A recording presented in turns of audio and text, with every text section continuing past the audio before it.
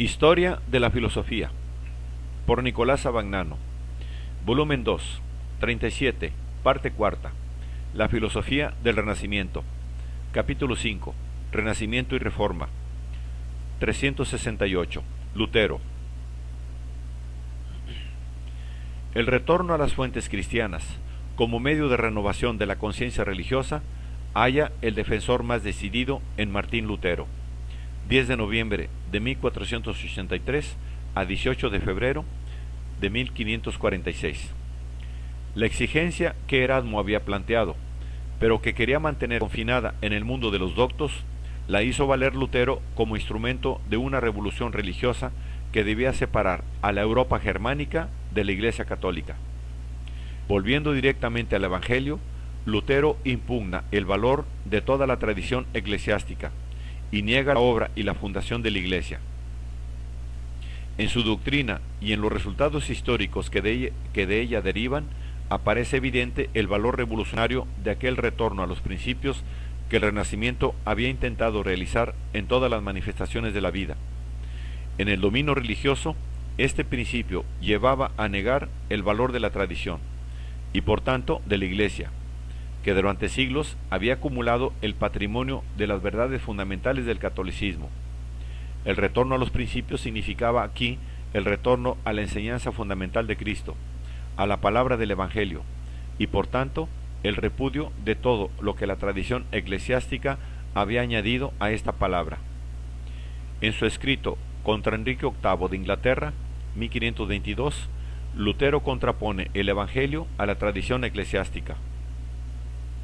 Entra luego en polémica contra los adversarios de su doctrina, que responden a su voluntad de afirmarse solo en la palabra de Cristo, aduciendo glosas patrísticas y ritos laboriosos y convencionales, depositados por los siglos, y añade: yo grito, Evangelio, Evangelio, y ellos responden al unísono, tradición, tradición. El acuerdo es imposible. Aquí precisamente está el centro especulativo y práctico de la Reforma luterana, y por este centro vuelve a vincularse al Renacimiento, que quiso renovar al hombre y a su mundo con un entorno a la sabiduría originaria. De este principio de la Reforma emanan todos sus aspectos doctrinales.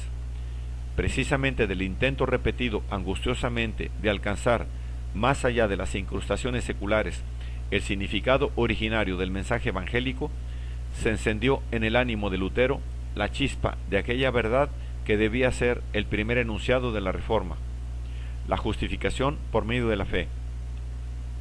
El mismo Lutero cuenta que toda la Escritura estaba frente a él como un muro, hasta que comprendió el significado de la frase paulina: el justo vivirá por su fe. Por esta frase aprendió que la justicia de Dios está en la fe, en la misericordia de Dios, por la que Dios mismo nos justifica con su gracia. En la posesión de esta verdad fundamental, le pareció a Lutero haber encontrado la llave de la interpretación genuina de los textos sagrados. La justicia divina, para él, significó la justicia pasiva con que Dios justifica al hombre mediante la fe. De manera análoga, la obra de Dios significa lo que Dios obra en nosotros. La sabiduría de Dios significa el atributo por el cual nos hace sabios, y así sucesivamente. Así pues, todo el significado del mensaje cristiano fue condensado por Lutero en el abandono total del hombre a la iniciativa divina, por el cual el hombre no tiene nada propio, sino lo que recibe de Dios como don gratuito. De esta forma, Lutero ha reconocido e individualizado en su desnudez esencial la actitud religiosa. La fe es para él la confianza por la que el hombre cree que sus pecados le son absueltos gratuitamente por Cristo, y esta es la misma justificación realizada por parte de Dios. El hombre que tiene fe es el hombre al que los pecados le han sido perdonados, es decir, el hombre justificado, el que se salva. La justificación por la fe implica renunciar a toda iniciativa por parte del hombre, el abandono confiado en Dios, la certeza interior de la salvación. Es evidente que, desde este punto de vista, el esfuerzo que había dominado toda la filosofía escolástica de justificar con la razón la fe tenía que parecer repugnante y absurdo. Así como sucedió con Abraham, la fe vence, mata y sacrifica la razón, que es la más rabiosa y pestilente enemiga de Dios. Efectivamente, la razón significa la iniciativa por parte del hombre, el esfuerzo de investigación, la confianza de las posibilidades humanas, mientras la fe es la iniciativa abandonada en Dios, la renuncia a toda investigación, la confianza exclusiva en la gracia justificante de Dios, la doctrina de Occam, que había concluido la irracionalidad e inverificabilidad de la fe, y la había excluido en absoluto del ámbito de las indagaciones racionales, es saludada por Lutero como amiga y aliada. Occam, que Lutero había estudiado durante su formación académica, puede decirse que es el único filósofo que se salva de su condena. Todos los demás, desde Aristóteles a Santo Tomás, son llamados por él sofistas y les aplica los peores epítetos. Así pues, el occamismo es uno de los precursores de la reforma luterana. La afirmación de la irracionalidad de la fe le permite reconocer en esta la actitud opuesta a la actividad de la investigación, es decir, el total y confiado abandono en Dios. El primer corolario del retorno al Evangelio es la nueva doctrina de los sacramentos. En el De Captivitate Babilónica Ecclesiae de 1520, Lutero reduce a 3 los sacramentos: el bautismo, la penitencia y la Eucaristía, pues que sólo estos han sido instituidos por Cristo, como demuestra el testimonio del Evangelio.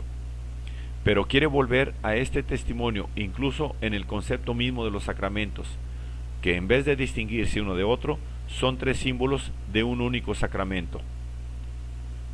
El sacramento fundamental es el bautismo, por el que el hombre muere a la carne y al mundo y revive la justificación divina. El bautismo no pierde nunca su eficacia, ni siquiera por el pecado sucesivamente cometido. Coincide con el nacimiento de la fe en el hombre, y la misma fe es la renovación incesante del sacramento bautismal, porque por ella el hombre muere continuamente a la carne y continuamente renace en el espíritu. La penitencia corrobora la confianza en la salvación, puesto que es el reconocimiento colectivo de la justificación interior. Y la Eucaristía renueva la participación en la vida de Cristo mediante el banquete fraterno del pan y del vino. De este modo, los sacramentos pierden el carácter de una jurisdicción sacerdotal y se convierten en expresiones de aquella inmediata relación entre el hombre y Dios, que se verifica en la fe. La doctrina de los sacramentos elimina toda función intermedia entre el hombre y Dios, niega la posibilidad de la mediación sacerdotal y pone directamente al hombre ante Dios en virtud de un acto puramente interior, el de la fe, del que los mismos sacramentos son realización y garantía. La negación de la tradición eclesiástica, llevada a cabo gracias al retorno al Evangelio, se convierte así en negación de la función sacerdotal y por tanto de la distinción entre casta sacerdotal y mundo laico. Esta consecuencia la expuso Lutero en otro escrito, A la nobleza cristiana de la nación alemana, de 1520, que inició la rebelión de Alemania contra la Iglesia de Roma. La justificación por medio de la fe quita todo valor a las llamadas obras meritorias. Aparte la fe, estas obras no hacen más que añadir pecado al pecado. Por tanto, las buenas obras no pueden salvar a nadie. No por ello tienen que ser excluidas. En efecto, son el fruto y al mismo tiempo la señal segura de la justificación divina. La verdadera fe no es ociosa, sino activa. Y si las obras no siguen a la fe, no es una fe genuina. Como los árboles existen antes que los frutos, dice Lutero en De Libertate Cristiana de 1520, y no son los frutos los que hacen los árboles buenos o malos, sino los árboles los que producen tales o cuales frutos. Así el hombre tiene que ser en su persona, pío o malvado, antes que pueda hacer obras buenas o malas. Pero las obras llevan al hombre fuera de su interioridad, a aquella exterioridad de la que ya no es libre, sino siervo. Lutero hace valer en toda su fuerza la distinción paulina entre el espíritu y la carne. El hombre que tiene la fe ha nacido a la vida del espíritu y es una nueva criatura independiente de todo el mundo que le rodea, y por tanto absolutamente libre. Pero en su carne, es decir, en su naturaleza sensible, el cristiano es, sin embargo, el más sometido y el más dócil de los hombres. El hombre exterior, viviendo en el mundo, debe adaptarse a la práctica del bien, no para conquistarse méritos, sino para contribuir al perfeccionamiento de la vida social. El campo de las obras de la fe es el mundo social, a cuya vida cada uno tiene que contribuir con todas sus posibilidades. El zapatero, el herrero, el labrador, cada uno tiene una tarea propia con que prestan servicio a los demás y contribuyen a una obra por la cual cuerpo y alma son favorecidos de la misma manera que la función de los varios miembros favorece la vida total del cuerpo. Aquí se descubre otro de los corolarios más notables de la doctrina de Lutero. La vida social y el trabajo que cada uno ejerce en ella es el único servicio divino, la única obra en la que el cristiano da testimonio de su fe interior, no las prácticas de piedad, sino el ejercicio del deber civil. Es la obra buena que es fruto y señal de la fe, garantía cierta de la justificación divina. Al mismo tiempo que separa a los hombres de las prácticas del culto, Lutero intenta comprometerlos en el ejercicio del deber civil, reconociendo solamente en este la obra en que exteriormente se manifiesta y se realiza la fe. Frente a la concepción luterana de la fe como absoluto abandono del hombre en Dios, el intento de Erasmo de salvar de algún modo la libertad humana, adoptando una posición de semipelagianismo, tenía que parecer imposible a de libero arbitrio de Erasmo. Lutero replicó en 1525 con De servo arbitrio, cuyo título ya lo dice todo. Según Lutero, no es posible admitir a un mismo tiempo la libertad divina y la humana. El libre albedrío no es nada, es un hombre vano. La presciencia y la omnipotencia divinas lo excluyen. Dios prevé, propone y ordena, con voluntad eterna e infalible, todo lo que sucede. La presciencia y la predestinación divinas implican que no suceda nada que Dios no quiera, y así excluye que en el hombre y en cualquier otra criatura exista libre albedrío. Así pues, se llega a la conclusión de que Dios obra igualmente en los hombres el mal y el bien, como un artífice que alguna vez hace uso de instrumentos malos o deteriorados, de modo que tanto la salvación como la condenación del hombre es sólo obra suya. A la obvia objeción de que en estos casos Dios es el autor del mal, Lutero contesta recogiendo la doctrina de Occam. Dios no está sujeto a ninguna norma o regla, no debe querer una cosa u otra porque sea justa, sino lo que quiere, por eso mismo es justo. Una vez más, la doctrina de Lutero encuentra un cómplice en el occamismo. La indiferencia de la voluntad divina que crea la norma del bien y del mal, según quiere, es tomada por Lutero para defender la predestinación, que también había sido sostenida por Occam. Pero esta absoluta y apasionada negación de la libertad humana manifiesta precisamente en Lutero su móvil religioso.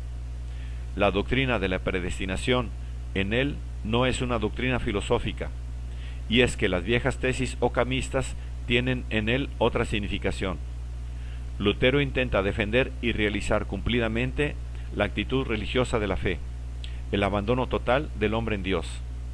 Esta actitud excluye que el hombre pueda reivindicar para sí libertad, mérito e iniciativa. Todo debe ser atribuido a Dios y solamente a Dios. El grado sumo de la fe, dice Lutero, consiste en creer que Dios es clemente, aunque salve a muy pocos y condene a tantos, en creerle justo, aunque su voluntad nos condene necesariamente y aunque parezca deleitarse con los dolores de los miserables y digno más bien de odio que de amor. Y en realidad lo que cuenta en la disputa entre Erasmo y Lutero sobre la libertad humana no es el valor de las razones aducidas para una u otra tesis, razones ya gastadas y viejas, sino la diversidad de actitudes que aquellas razones revelan. A pesar de todo su interés por la renovación religiosa, Erasmo ha continuado siendo humanista filósofo.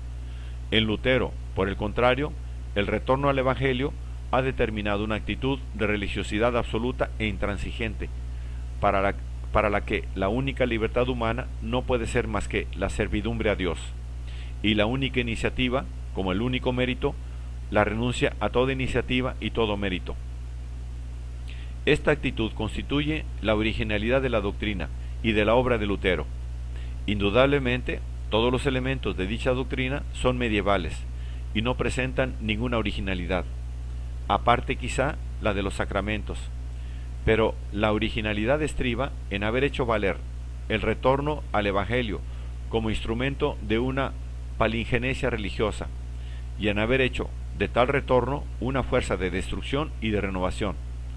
La Reforma se une al Renacimiento precisamente en su motivo central, en su esfuerzo de volver a los orígenes, y lo mismo que en el Renacimiento, tiende a comprometer al hombre en las obras de la vida, apartándole de las ceremonias y del culto externo.